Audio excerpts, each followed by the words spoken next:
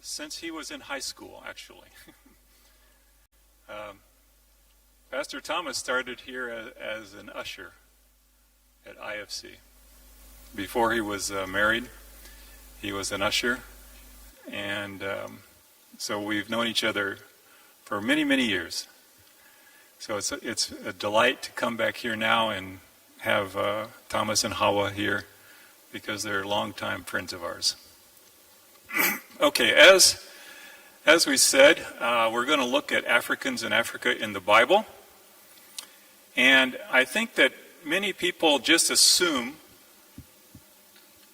that Christianity came to Africa in the 18th century or the 19th century, and that it was brought to Africa by European or American missionaries.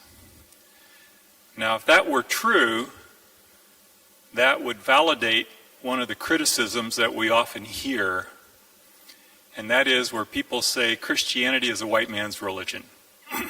And they think that because they think that Christianity came very recently.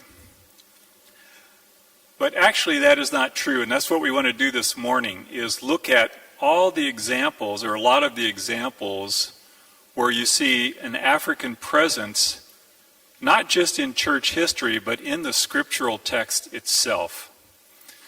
So we can see that there's a very significant African presence in the Bible itself. Now I'm going to start with a few statistics. Excuse me, I don't know why. As soon as I start talking, my throat goes bad.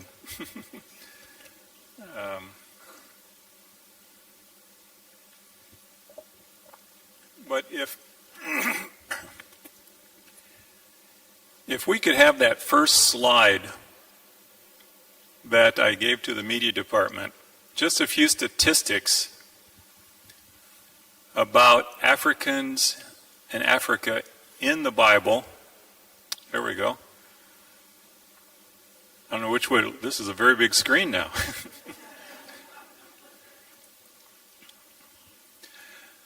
But using the NIV Bible, the New International Version, this is what we find.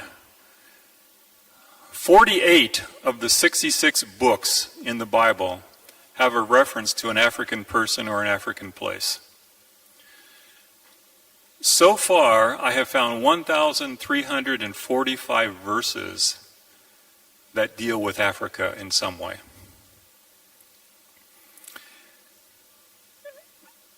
And of those verses, there are 1,454 references to African people, 1,282 references to an African place.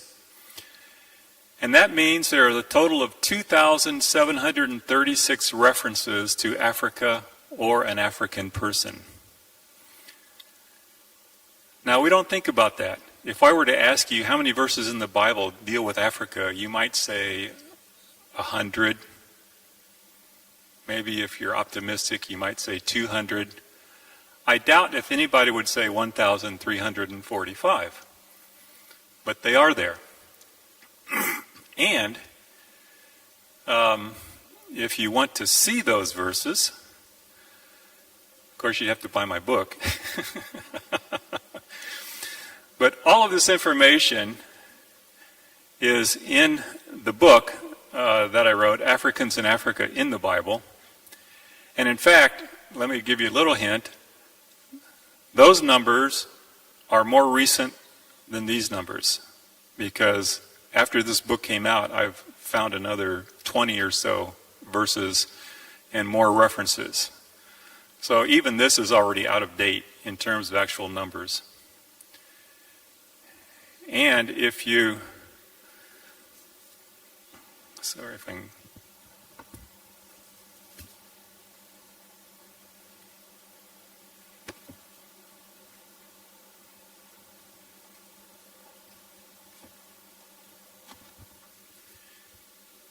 if you are a French speaker and would like to see the same thing, this book is up to date.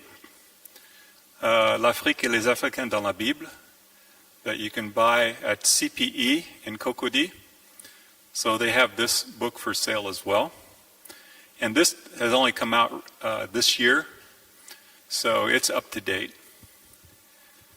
Now, some of this is very technical, and if you want to instead try to explain this to your children, there's a children's version, Africa in the Bible from A to Z, or A to Z.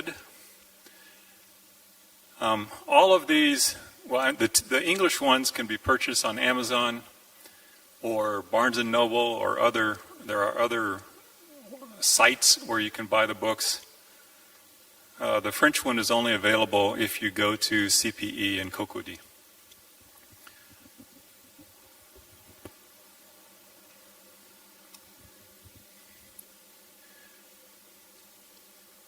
Now, maybe the first question I have is one for you. Is there anyone that has a specific question, and that's what brought you here? Do you have any questions about Africans in the scriptures or the role of Africa in Christianity, and that you want an answer for? I don't want to go through a presentation and then you say, well, you didn't answer my question. So if you have a specific question, is there anyone who has one piece of information they would like to know? I see some hands. Yes. So, yes, that's our brother Raymond, is that right? Okay.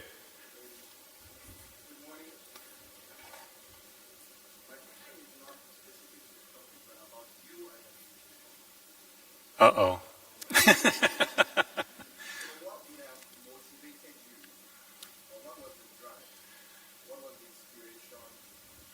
So, yeah, so he's asking me what motivated me to write, or what was what motivated you, not necessarily to write, but to carry out the research.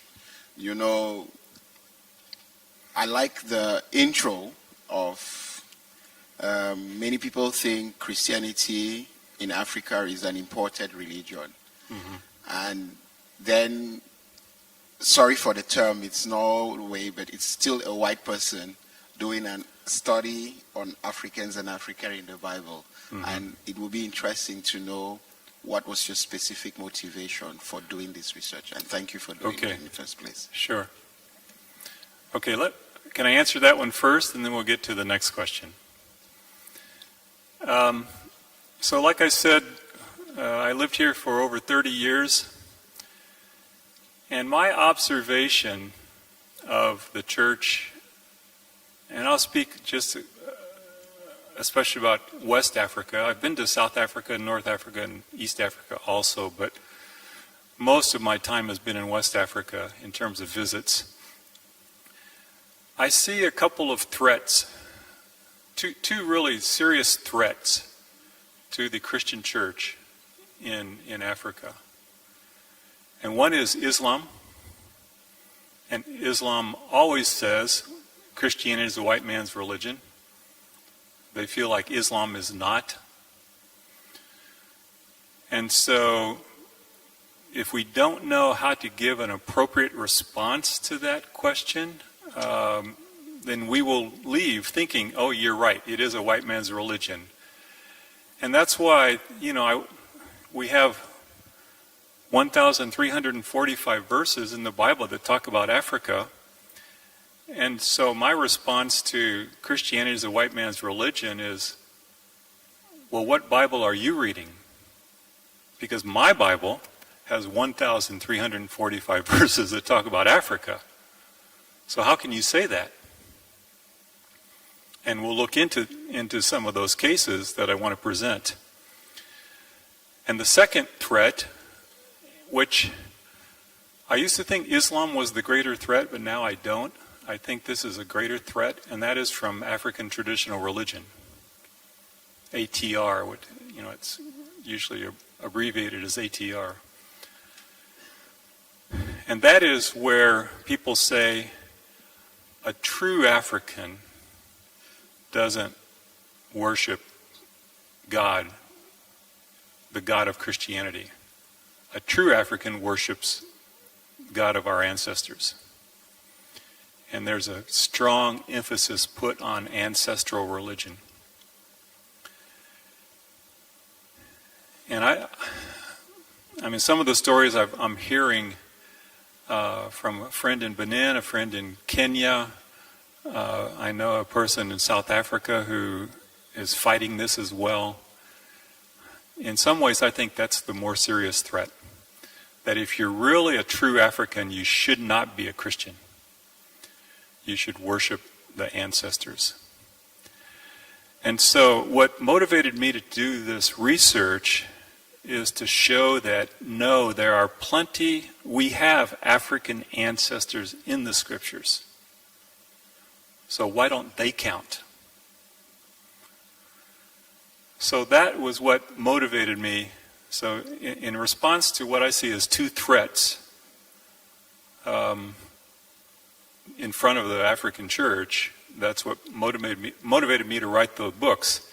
Now, let me add that the book for adults in English was actually, when that book was launched, it was launched in Kenya in 2019 at a theological commission workshop by the AEA, the Association of Evangelicals of Africa.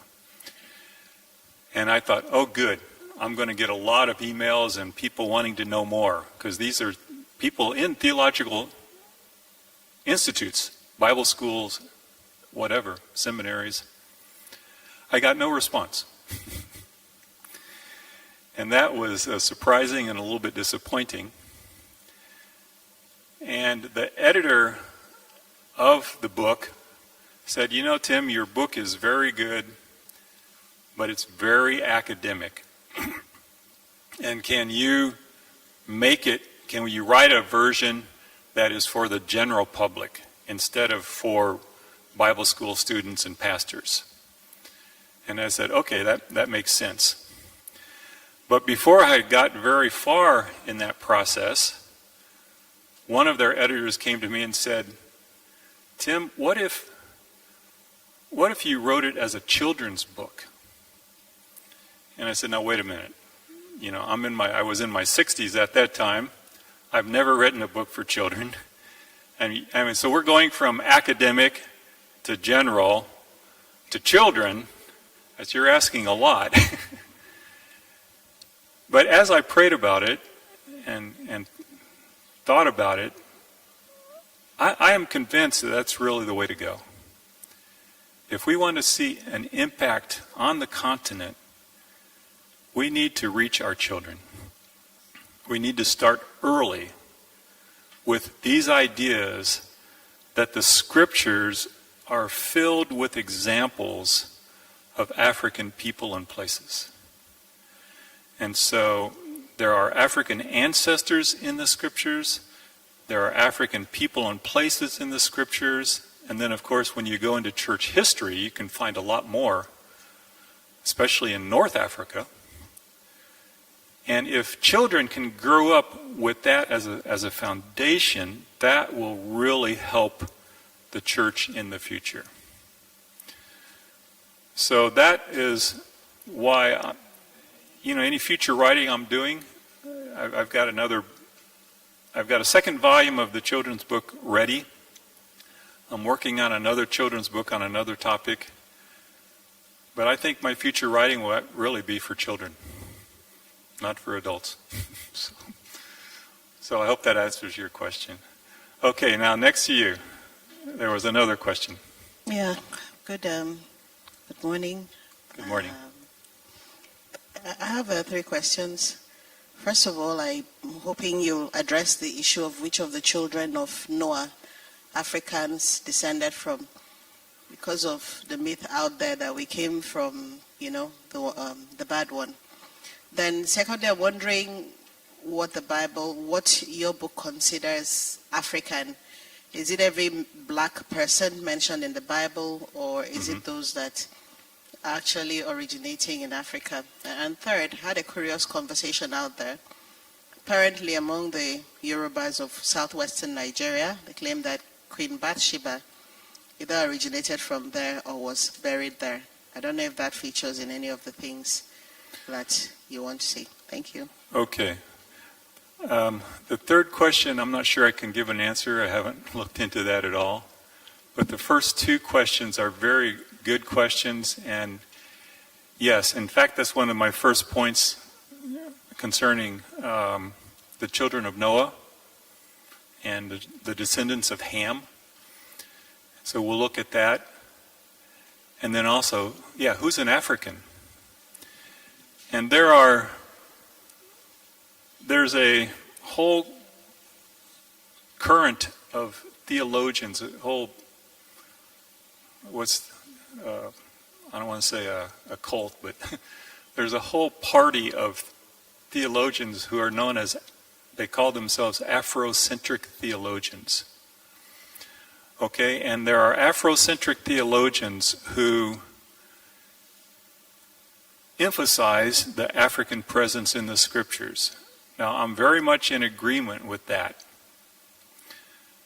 Where I think, however, they go too far is that you can read certain ones. There's an American theologian named Kane Hope Felder, who's very much an Afrocentric theologian.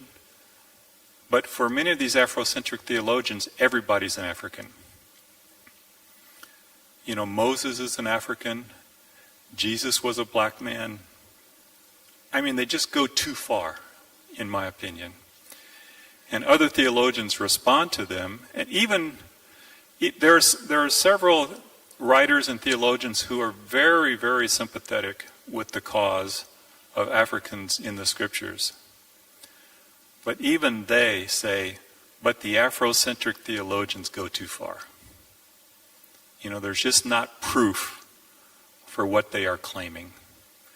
And I would be in that other group where I'm very sympathetic. We need to show an African presence in the scriptures. We need to show the presence of Africa. But to go from there and say, well, everybody, almost everybody is African, to me is going a little bit too far. So I'll address those two questions, however. Okay, was there another question?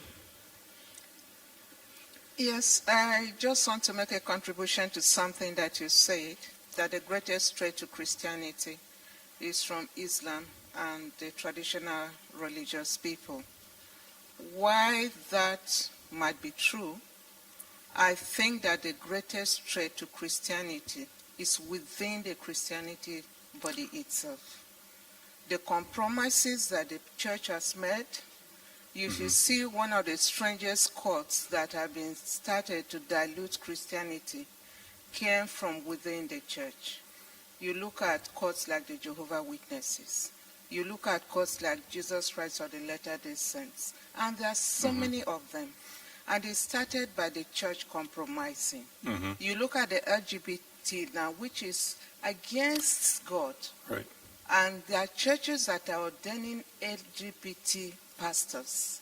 So I think the church needs to have an internal discussion, because the threats outside can only win if there's already a weakened link within their body. And I just want to give an example of the church in Tunis. Tunis was one of the most vibrant Christian communities. In fact, the largest cathedral in the world was in Tunis. The Bible, part of the Bible was written in Tunis and all that. But at the time that Islam came into Tunisia, there was no Christian presence there because of disagreement between the local Tunisian church and Rome. So I think that while we can look at external factors, if the Church of Christ is to grow, we need to have an internal discussion within ourselves. I come from a country where Islamic fundamentalism is so rampant, and I think my country, one of the most dangerous things you can be is to proclaim that you are a Christian. So there's been Christian genocide in my country. But on the contrary, Christianity is exploding, even in the remotest part of the northern part of the country. Because these people, they come, they kill, and then they look, and these Christians are extending love to them. So I'm just saying that I'm making a contribution to what you are saying, what you say, the 2 points that you made before. And then for me, the issue of, let me say, race is not really important to me as a Christian. Because when you appear before God, you don't appear as an African, as an American, or as any of this. You appear as a child of God. And our skin differences are just shallow deep. Beyond that, we are all the same. It depends on how near or how far you are from the sun through the generations. And that is what affects the pigmentation. Yes. And that's why I want to support one of the questions I was asked, that when you are talking about Africans in the Bible, are you looking at the black Africans, or are you looking at Africa as a continent, or what exactly are you looking at? Yes. So thank you. Okay, thank you. I appreciate your comment. And what you said about the compromise from within the church, that applies to the church around the world, not just the church in Africa. That's the church in America. That's the church everywhere. And yes, you know, whether you're white or brown or black or whatever, you know, when you get cut, everybody's blood is red. We're all the same color on the inside. Okay. So, yeah, the Lord doesn't care about what color we are on the outside. He's totally concerned with our heart. That's the main thing.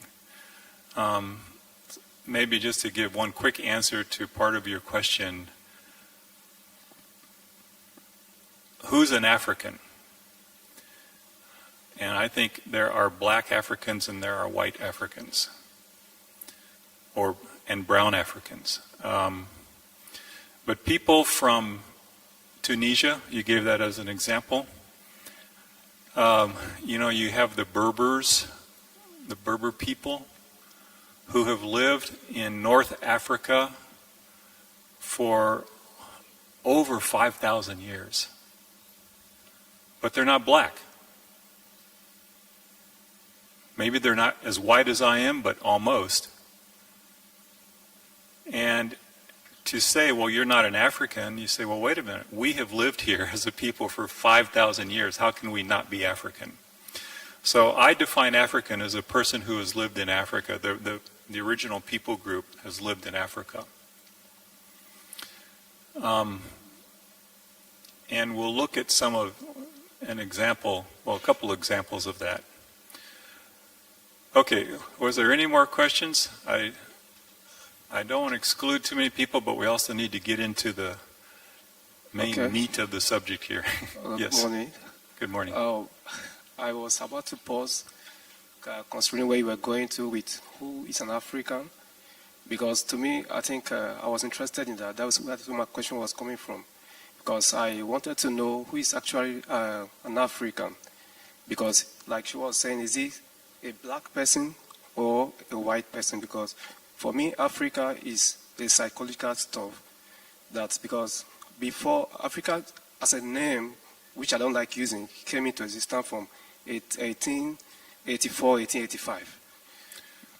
So when you say Africa, how do you know who is an African? Is it by color or by what? So that is my concern. So that's a similar question.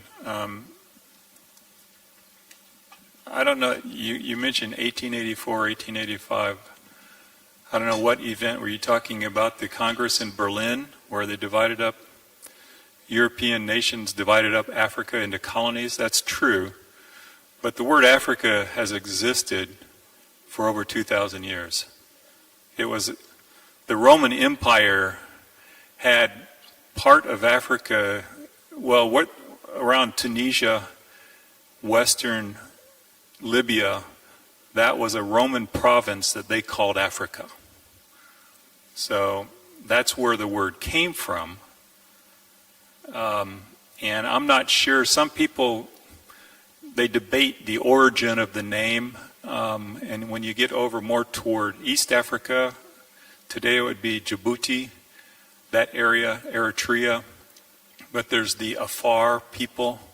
They wonder if it came from the name from the Afar people. I mean, there's debate as to where it came from. But so the name Africa has actually been around for a long, long time. But it has meant different things. So in the Roman Empire, it only meant that part of North Africa, whereas over time, the name started to mean the whole continent. The same problem we have with the name Ethiopia, and we'll look at that too. When you see the word Ethiopia in the Bible, I really wish Bible translators would change it. The reason they don't change it, especially in the New Testament, is because in the Greek, the word used is Ethiopia.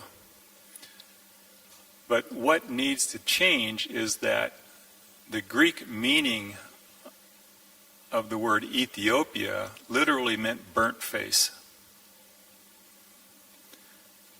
It did not mean the country of Ethiopia today. It meant people with dark skin. And therefore it was much broader, but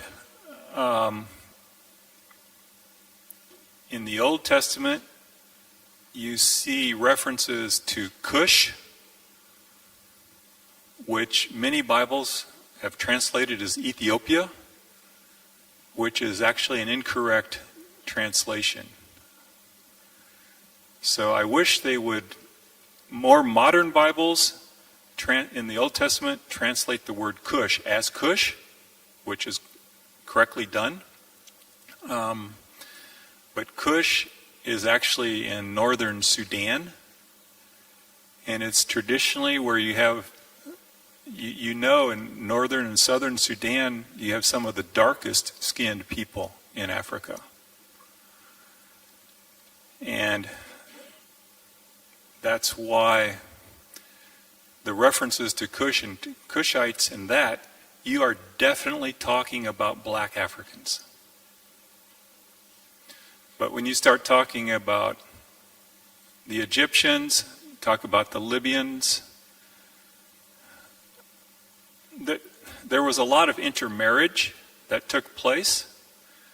So it's not like they are purely white people. They are not.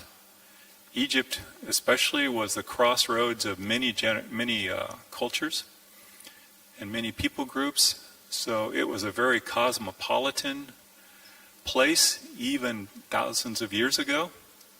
And so I think the people of Egypt were probably quite brown. Some were lighter, some were darker. So as you go into North Africa, get into Libya and Tunisia, Algeria, you know, they're browner in color. They're not black necessarily, but they're still darker compared to Europeans.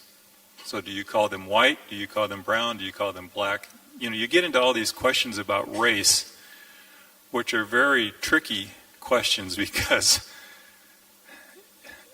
you know, if you ever do Ancestry.com or you look at our ancestors, you know, we all have a whole mixture of ancestors in our background. I don't care what color you are. We're almost all a big mixture of different people groups, if they can go far enough back. So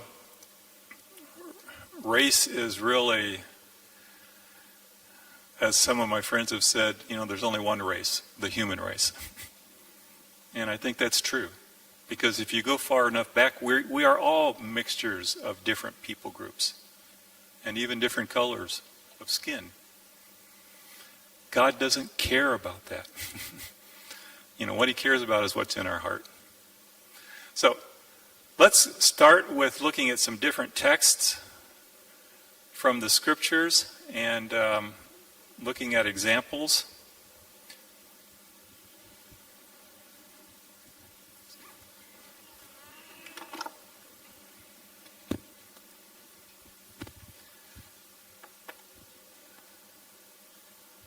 So somebody asked about Noah, the children of Noah. So let's put up Genesis chapter 9. That's where the question comes up. And this has been a debate. And in fact, I've even debated with one or two Africans who said that Africans are cursed by God. And that they are cursed by God because they are descendants of Ham. Well, that comes from Genesis chapter 9. And Genesis chapter 9, verse 1 says, "Then God blessed Noah and his sons, saying to them, 'Be fruitful and increase in number and fill the earth.'" So that verse says, God blessed Noah and his sons. And he had several sons, Shem, Ham, and Japheth. And in Genesis 9, verses 20 to 27, I don't know if we could put those up.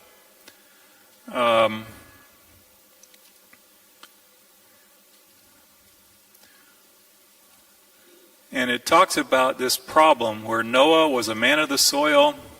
He planted a vineyard. He got drunk.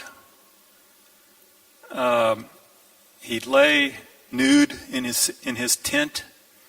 And his son Ham, the father of Canaan, saw his father's nakedness and told his two brothers of outside.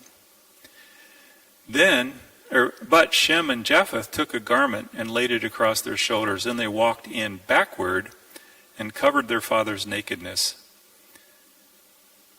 Their faces were turned the other way so they would not see their father's nakedness. When Noah awoke from his wine and found out what his youngest son had done to him, he said, "Cursed be Canaan, the lowest of slaves he will be to his brothers." He also said, "Blessed be the Lord, the God of Shem. May Canaan be the slave of Shem.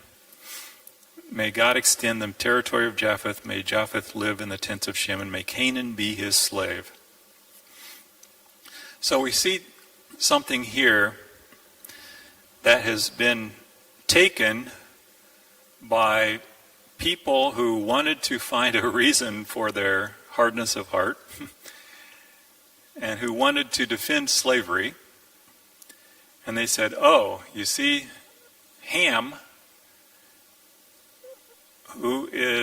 Ham's descendants lived in Africa, but they also lived in many other places. And so, for whatever reason, they decided to only pick the descendants from Africa and say, you see, they should be slaves. Well, first of all, the Bible does not say that, because the Bible says, now Ham did see his father's nakedness, and instead of covering it up, he went and told his brothers, and I think that was his sin.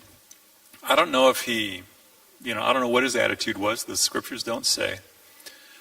But for whatever reason, he did not act appropriately. Instead of covering up his father's nakedness, he told people about it. And Noah, when he hears about it, he does not say, "Cursed be Ham." What does he say? "Cursed be Canaan." Cursed be Canaan. So Canaan was Ham's son. Am I right? So Ham had 4 sons. We'll get into this in chapter 10. Ham had 4 sons: Cush, Mizraim, Put, and Canaan. Now those 4 sons, 3 of them were located in Africa. Cush was down toward southern Egypt and northern Sudan. Mizraim is Egypt. Put there's still questions as to where Put really is. Most people opt for Libya. Some people opt for down toward Eritrea and northern Somaliland. It's not clear. But one or the other, they're still in Africa. So those three sons are African. Canaan is not African. Canaan lived further into the area around Israel, Palestine. And all of his descendants were further north in that region. So it's Canaan who was cursed by Noah. Ham was not cursed by Noah. Cush was not cursed by Noah. Mitzrayim was not cursed by Noah. Put was not cursed by Noah. The only curse that Noah gave was on Canaan, his grandson, instead of Ham, his son. So there's really no foundation to saying that Africans are cursed by God because they were born in Africa. Now, if we could show the map on the next slide, showing where the descendants of Ham live. I hope you can see that. But you see, so the descendants of Ham, now these locations are approximate because people don't know for sure where they are. But you see Put up there in Libya, possibly there, or way down here in, that today would be part of Somaliland. You've got Mizraim. Everybody agrees Mizraim is Egypt. All the Bible dictionaries say that Cush is in northern Sudan and just a little bit of southern Egypt as well. Again, it is not Ethiopia of today. But Cush may have also migrated across the Red Sea into western Arabia. There seems to be evidence for that. So there seems to be an Arabian branch of Cush and an African branch of Cush. And then a lot of the grandchildren from the three sons of Noah ended up in Arabia. So the other names are listed there. I mean, again, people aren't certain as to whether, one was a little bit further north or west or whatever, but they generally conclude that that's where they ended up. And I think the one exception to that, you see the name Seba under Cush. I can't say that I've given it a lot of study, but I think Cush and Seba were the ones who ended up in Africa compared to all the others that were off in Arabia. And probably there were several up in the northern Africa, northern Egypt and Libya. The path-through sites are definitely, that's a good location. Many Bibles now call that Upper Egypt. So the path-through sites lived in Upper Egypt. You even see up in the top left the Caphtorites. Now today we would call those the people of Crete. All right, Caphtor is today the island of Crete. But I just want to say, if the descendants of Ham were cursed by God and sent into slavery in North America and South America, if you look at history, the descendants of Ham were as far north as Crete, as far west as Libya, Egypt, Sudan, Arabia. Well, why weren't there any people from Crete who were enslaved? They're descendants of Ham.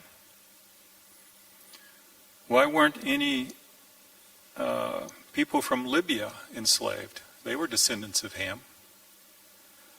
You know how many people from Yemen became slaves in North America? They're descendants of Ham. So this argument that it's the descendants of Ham who were cursed by God and therefore they had to become slaves, it just doesn't make sense. It just doesn't make sense that something that happened as far back as it did. Now we're talking around 2000, the year 2000 BC, roughly. That the fulfillment of that would only take place, 3,500 years later in North America. That just doesn't make any sense to me. I mean, there's no logic to that. Now, what does make sense? Well, why did Noah curse Canaan? I'm not certain, but he did. The text is very clear. It repeats it several times that Noah cursed Canaan. He didn't curse Ham. Now, Canaan and his descendants all lived in the area that would be called Palestine or Israel, Jordan, Syria, that area. We understand why God didn't like them because throughout the scriptures we see that the Canaanites were the ones who were doing things like sacrificing their children to other gods, creating all types of immorality in their worship of their gods. Those types of things. To me, that makes a lot more sense that cursing applied to the Old Testament. Already just a little bit after Moses' time, you see the application of that, which is why the people of Israel moved in and were told to destroy the Canaanites. That makes a lot more sense than saying it applies to North America 3,500 years later with slavery. So all of that is just to say that whole argument that Africans are cursed because they are descendants of Ham, I'm going to call it just total nonsense. There's no evidence. The text never says Ham is cursed. The only thing the text does say in chapter 9, verse 1, is that God blessed Noah and his sons. Ham would be included. So that's one thing. I hope that answers a little bit more of the question that our sister asked. Talking about the descendants of Ham and that's just an idea that keeps floating around and it's just not true. Now next let's go to Genesis chapter 16. We're going to see another African. We're going to see an African woman and her name is Hagar. And Hagar, you know the story, I'm sure. She was Sarah's maidservant, and she was Egyptian. So she's from Egypt. Now, Egypt is part of Africa. It's always been part of Africa.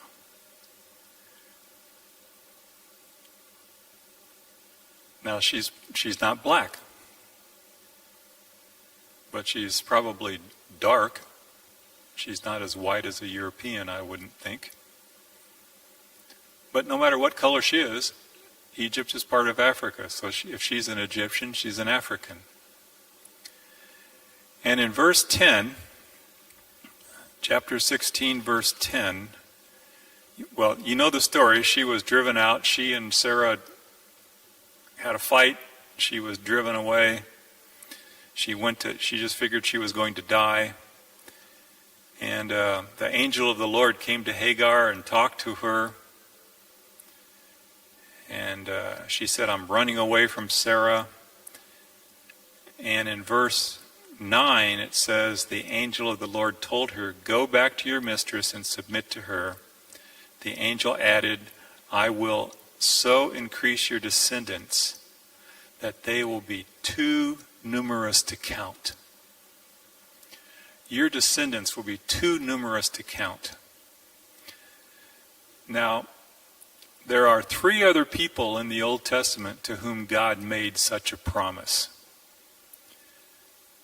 And they are named Abraham, Isaac, and Jacob. And we always hear about those people. God told them that your descendants will be like the stars in the sky. Your descendants will be a mighty nation. They will be very numerous. We talk about those for Abraham, Isaac, and Jacob. But we forget that God made the same promise to an African woman. And he made that promise before he made it to Isaac and Jacob. He made it to Abraham first. And then he made it to Hagar. And of course we see that has come true because Hagar's son was Ishmael. And of course all of the Arab-speaking peoples see themselves as descendants of Ishmael. So it came true. It has come true. And the big difference is that Hagar was following the God of Israel. And of course the Ishmaelites do not. They've rejected the God of Israel. But that episode took place approximately 4,100 years ago. So when people say we don't have any African ancestors, I say, well, wait a minute, I know one from 4,000 years ago who was worshiping the God of the Bible, the God of Abraham. Why doesn't she count as an African ancestor? Let's follow her example. God spoke to her very directly. And she even gave God a name. She said, he is the God who sees. The God who sees me.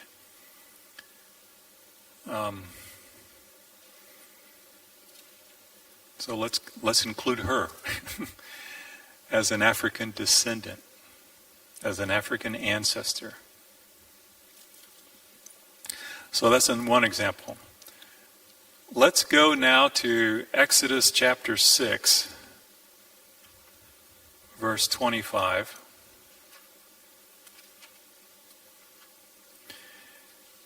And there we have a very interesting story. And it says, Eleazar, son of Aaron, married one of the daughters of Putiel, and she bore him Phinehas. These were the head of the Levite families, clan by clan. Now, Putiel is a very interesting name. Why is that? The first 3 letters of his name is Put, P-U-T. Now we saw that. Who is Put? He's the son of Ham.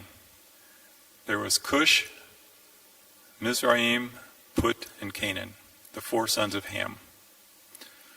So there's a son of Ham named Put, P-U-T. This man is named Putiel. Now, E-L, I-E-L, is a suffix that means of God in Hebrew. So you've got names like Daniel, Ezekiel, Othniel, and they all mean, I forget which one's which, but Lion of God, Strength of God, the meaning of the word. So E-L, El comes from Elohim, it means of God. So this is Put of God. I think it means he's a man of the tribe of Put who is now following the Lord, who's now following his God, the God of Abraham.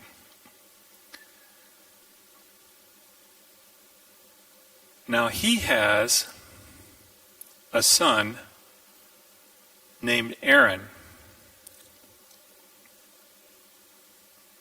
Sorry. Aaron has a son named Eleazar. Where are we going? Putiel is where? So there's Aaron, his son Eleazar, and Eleazar married the daughter of Putiel. There we go. Now, Eleazar Aaron's the high priest for all of Israel. Eleazar will replace him when Aaron dies. So they're obviously committed to the Lord. I don't think Eleazar would have married a daughter of someone who wasn't following the Lord. I think that was forbidden. So I think the fact that Eleazar married his daughter shows that Putiel was a follower of the God of Israel. But if Putiel is from Put, he's either from Libya or Somalia, Eritrea, somewhere in there. He's a dark person.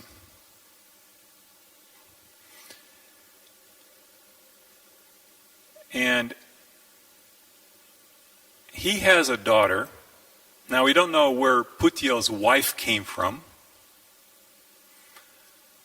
but I think she's a Cushite, and I'll explain why I think that in a minute. I think she's darker than him. So you've got, maybe a brown person and a black wife. They have a daughter, and that daughter marries Eleazar. Now the reason I say that is because they have a son, and their son is named Phinehas. Now Phinehas is also an interesting name.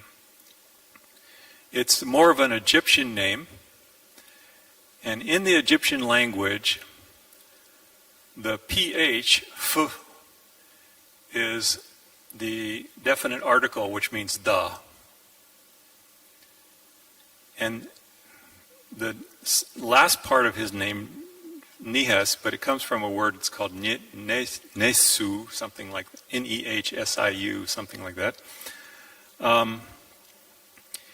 In Egyptian, that means the Cushite in Egyptian.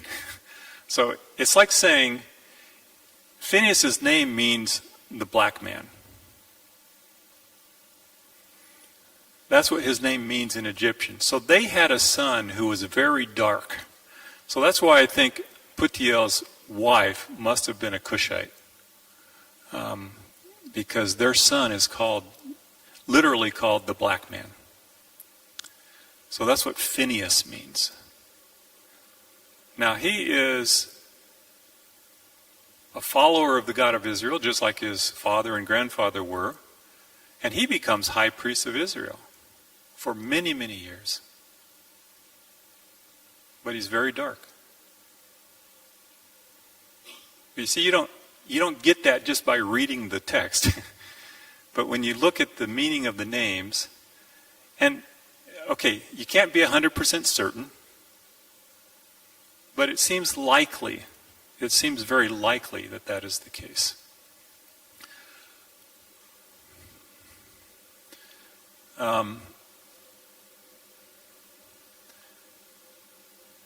And Phinehas,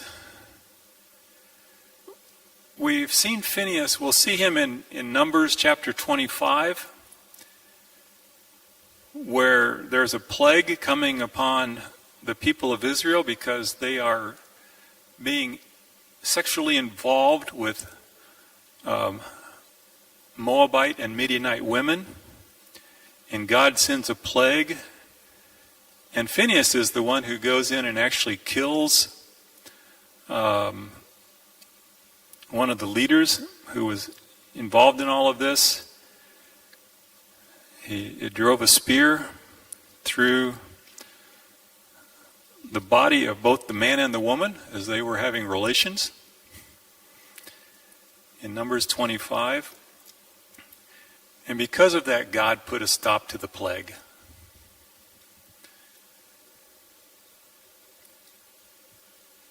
I don't know how many people Phineas saved that day, but he saved a lot because a lot of people were dying.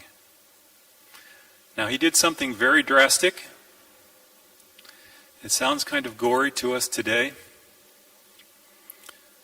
But, yeah, I just wonder how many people's lives were saved because of what Phineas did.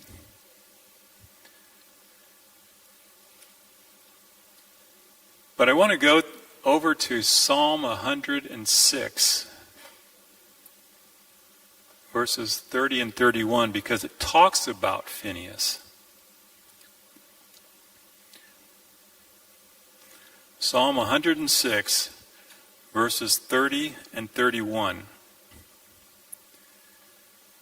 And it says, "But Phineas stood up and intervened, and the plague was checked." And verse 31, "This was credited to him as righteousness for endless generations to come." Now it's also interesting that you see this phrase, "This was credited to him as righteousness," because there's only one other person in the Old Testament where we see that phrase, and that's Abraham. When Abraham believed God for the future, for his generations, and God says, "That's credited to you as righteousness."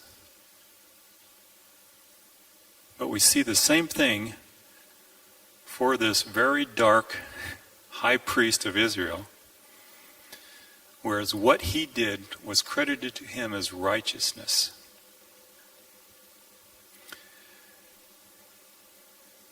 And then let's go to the last book of the Old Testament, to Malachi, because we're going to see another reference. In Malachi chapter 2,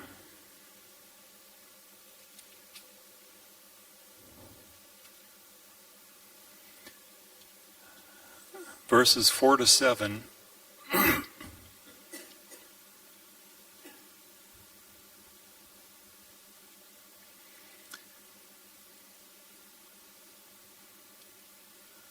That's probably a mistake. I should have said verses 4 to 6. But anyway, Malachi 2, verse 4. "And you will know that I have sent you this admonition so that my covenant with Levi may continue, says the Lord Almighty. My covenant was with him, a covenant of life and peace, and I gave them to him.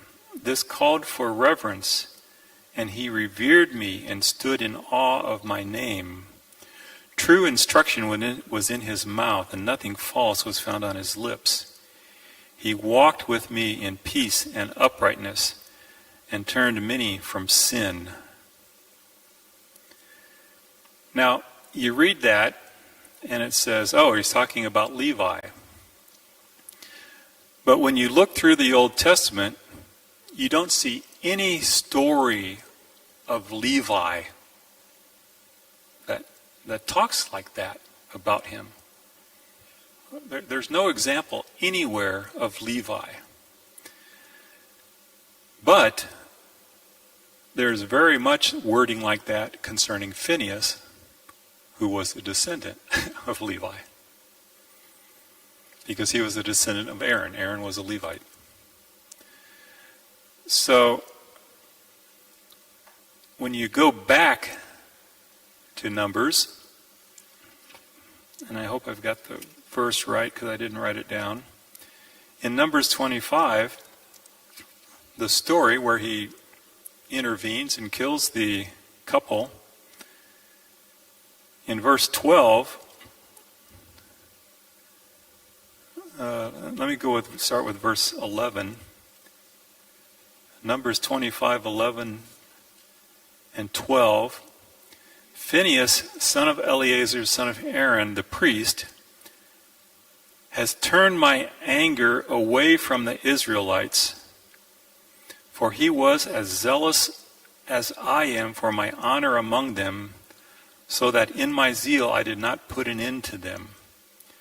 Therefore tell him, I am making my covenant of peace with him. Now that's exactly what it says in Malachi about Levi.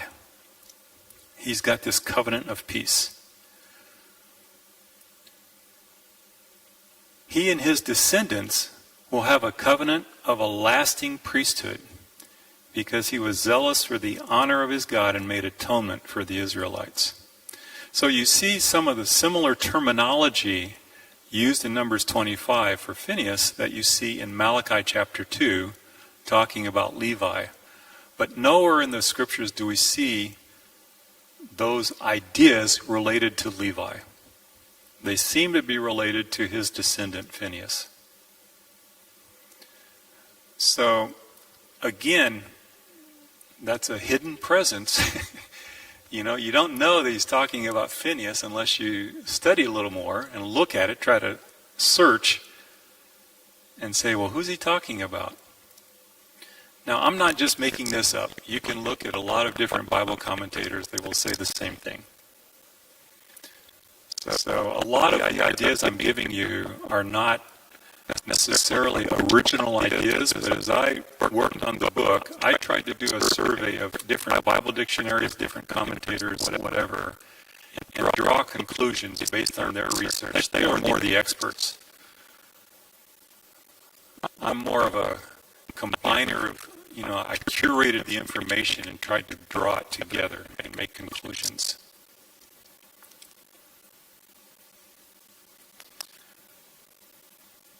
Okay, let's go to, I'll give you two more examples, and then we'll take a break. Staying in the book of Numbers. In Numbers chapter 12,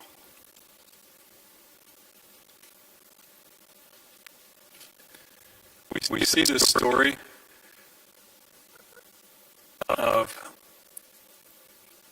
Aaron and Miriam, who are not happy with Moses. So Numbers chapter 12, verses 1 and 2. Miriam and Aaron began to talk against Moses because of his Cushite wife, for he had married a Cushite. Has the Lord spoken only through Moses, they asked? Has he also spoken through us? And the Lord heard this. Now, again, there is debate as to who this wife is.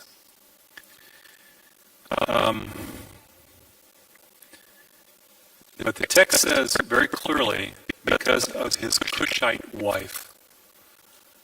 Now again, so if we just read that, you go, okay, she's a Cushite. Where's that? Oh, I don't know.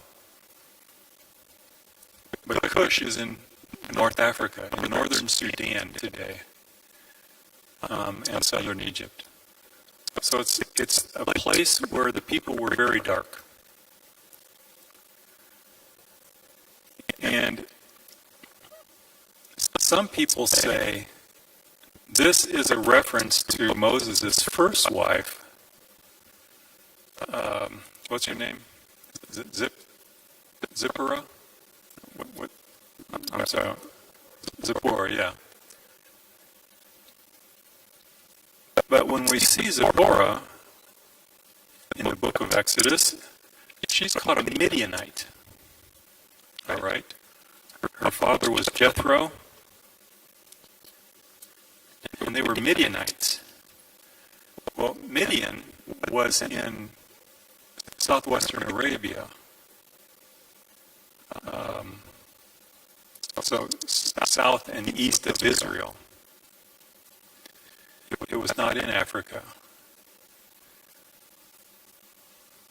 But here we see he has a Cushite wife. And some people have tried to say, well, that's the same place. And a Cushite wife, it's the same as a Midianite wife. And it's like, well, those two places are pretty far away from each other. And also, why would the writer of Exodus and Numbers, which I think is Moses, but even if you don't think it was Moses, it's somebody. Why would they call a woman a Midianite in Exodus and call her a Cushite? Why would you do that if it's the same person? That doesn't make sense. So I think what has probably happened is that Moses' first wife, Zipporah, has probably passed away. And she had two sons with Moses. But now, he has taken another wife, and she's a Cushite. And you think, well, where'd she come from?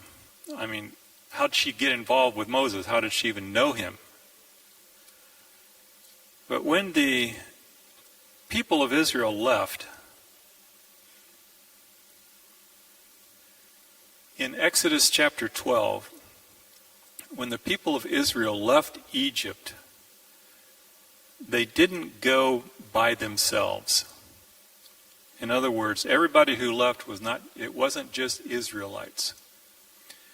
And in Exodus chapter 12, verse 38, let me start with verse 37. And I'm sorry, I don't think I gave this verse to the team, but it says, the Israelites journeyed from Ramses to Succoth. There were about 600,000 men on foot, besides women and children. Now, but here's the key verse, verse 38. Many other people went up with them, as well as large droves of livestock, flocks, and herds. So many other people, not just the Hebrews, but many other people went with them. And that seems to indicate that there were other ethnic groups who had joined them because they were in Israel in Egypt for 400 years. And people would see their way of worship and want to join. And they would come in and join the people of God. And so now when it's time to leave, they went with them. They went with the Hebrews. And I'll show you a quote later from a man named Daniel Hayes, he's one of the world's experts on Cushites. He's written a lot of articles on Cushites. But he believes very strongly that there were a lot of other people groups that had gone with Israel, with the Hebrews when they left Egypt. And that it was quite common. There was a lot of intermarriage in Egypt between Egyptians, Cushites, Libyans, everybody. Because Egypt was such a crossroads for the world at that time. So if you ask, well, how did Moses know this Cushite woman? That's the reason often given, is that many other people left with them when they left Egypt. Okay, they've left Egypt, and now Miriam and Aaron, Moses' brother and sister, they're not too happy with this new marriage. And the reason I say it's a new marriage is that if it's the old marriage with Zipporah, it's kind of odd that they would object after 40 years of marriage. You know, if they didn't like the marriage, why wouldn't they have objected right away? I don't think they would have waited many, many years later to object. So that's why I think it's a new person who has come onto the scene. They feel like, no, we're the brother and sister. You know, we don't want her to inherit different things. We should be the ones getting recognition. Well, God didn't like them challenging Moses. And so, in something of a ironic fashion, almost humorous, the idea seems to be, well, if you don't like Moses' black wife, I'm going to make you super white. And he gave Miriam leprosy. But I mean, that's the idea. I mean, you know, you almost see this play on color in this passage.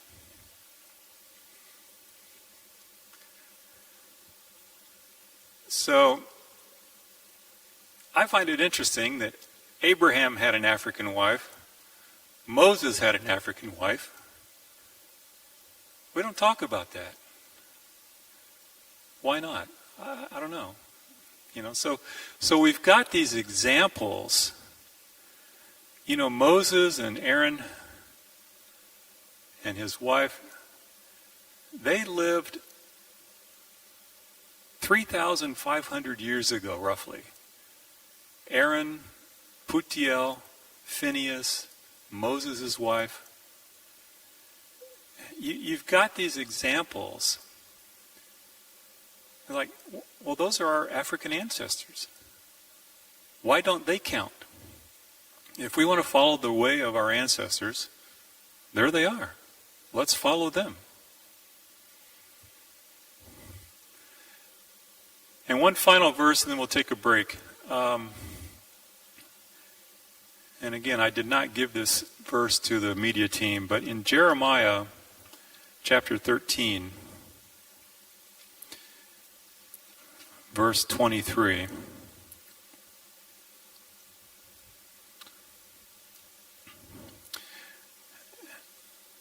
And Jeremiah is just talking about something else, but in the middle of his talk, he says, "Can the Ethiopian change his skin or the leopard its spots?"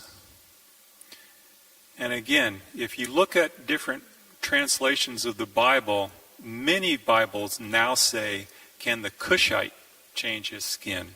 Because in the Hebrew, that is the word used. It's not Ethiopian, it's Cushite. And I really wish these Bibles would start changing them to Cushites. So can the Ethiopian or the Cushite change his skin or the leopard its spots? There are 4 or 5 different Bible translations, more current ones, that use the word black man or black Moor. Some use the word Moor, M-O-O-R. But in other words, the idea is, can a black person change his skin? Can a leopard change his spots? The answer is no. That's what we, so Jeremiah is just making this theoretical statement here to support his other argument. But it's interesting that by Jeremiah's time, it has basically become proverbial that Cushites are black.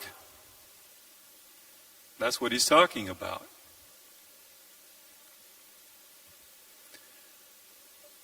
And I even wonder, I don't know about this, but was that actually an African proverb that made its way into the scriptures?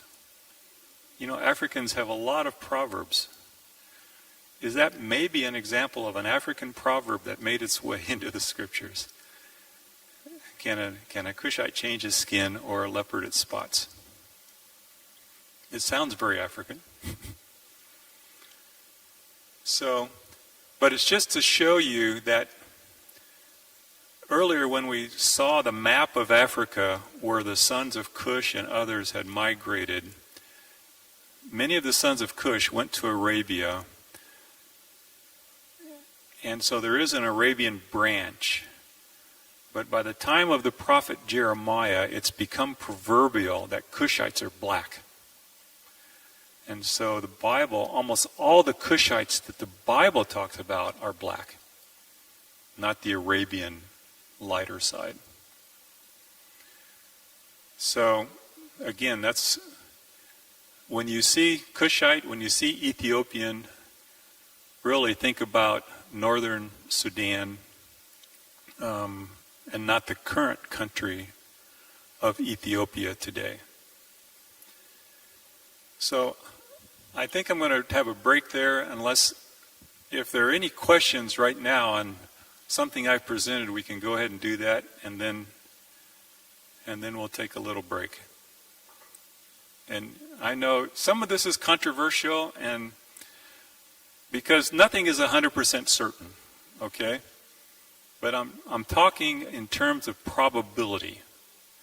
And I'm looking at meanings of words. I'm looking at what different commentators have said, different Bible dictionaries have said, and tried to draw them together and say this is the basic conclusion that I see in looking at all the different people who've studied these verses. Any questions or comments, or are you ready for a coffee? Ready to stand up and move around? Yes, Allison.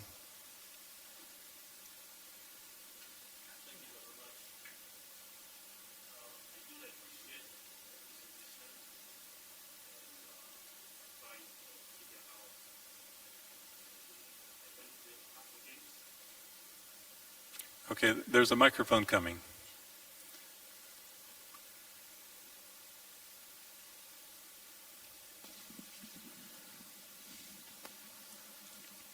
I was saying that I do appreciate your presentation. Of course, we have not come to the end, and trying to trace the identity of the African church. My question is, out of these individuals, the Africans, you have just pointed out in the Bible, from the examples, what could be the missional impact of the church in Africa? What could be also the significance that inspire Africans and the African church for the future? Thank you.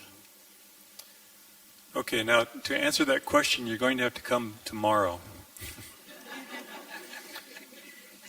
Because I'll be speaking here tomorrow morning for the sermon.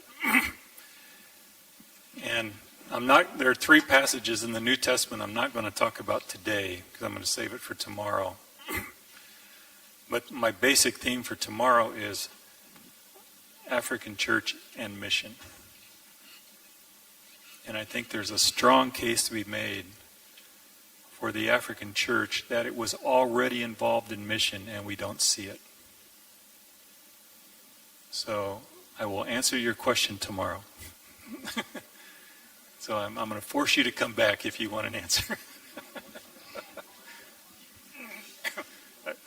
I saw someone back here. Yeah, thank you very much. Yes.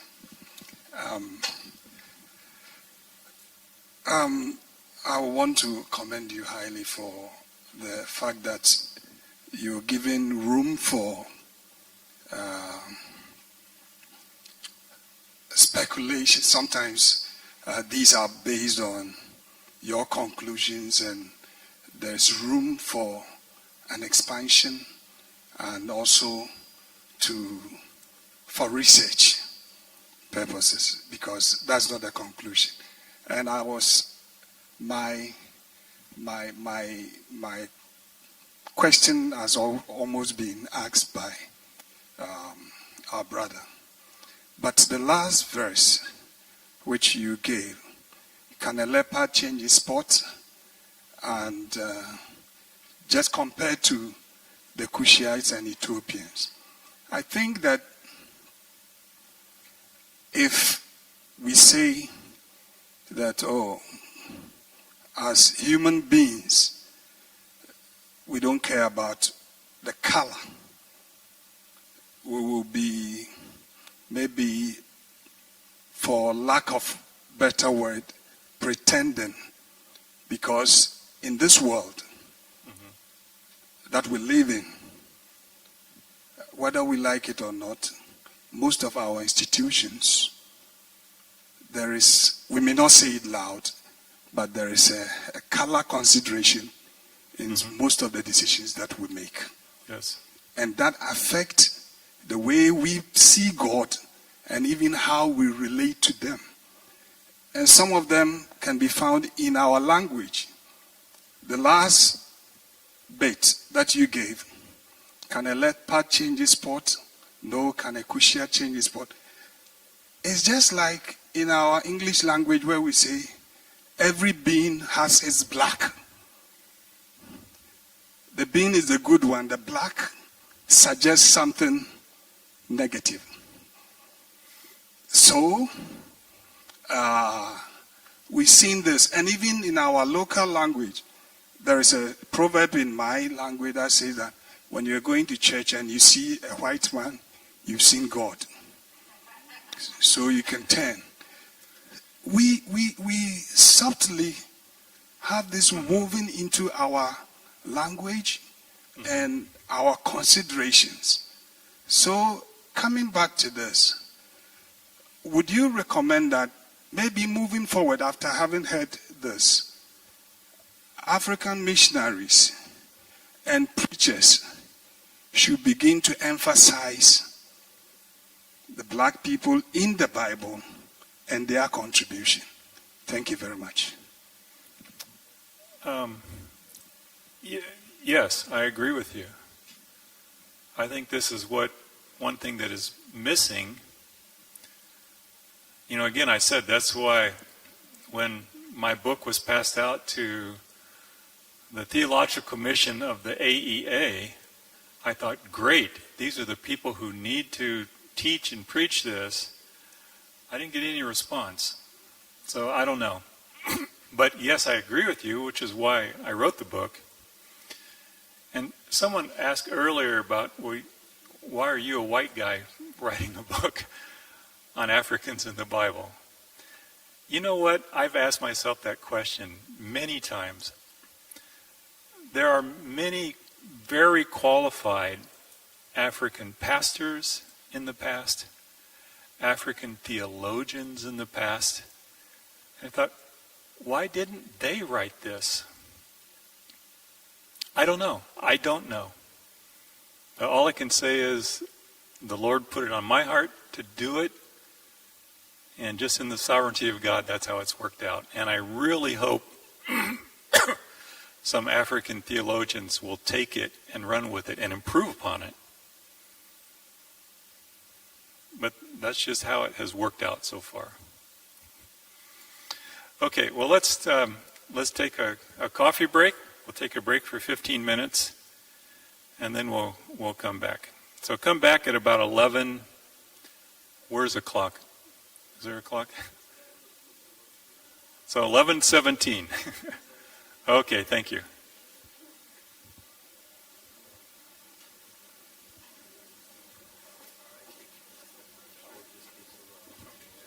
Can I have your attention, please? Just 30 seconds. If you are interested in acquiring some of the books that Pastor Tim has, there's a sign-up sheet in the back where you can you can put your name down, and also the editor of the book is here in Côte d'Ivoire, so you can just order, and then the books will be made available to you. There's a sign-up sheet in the back.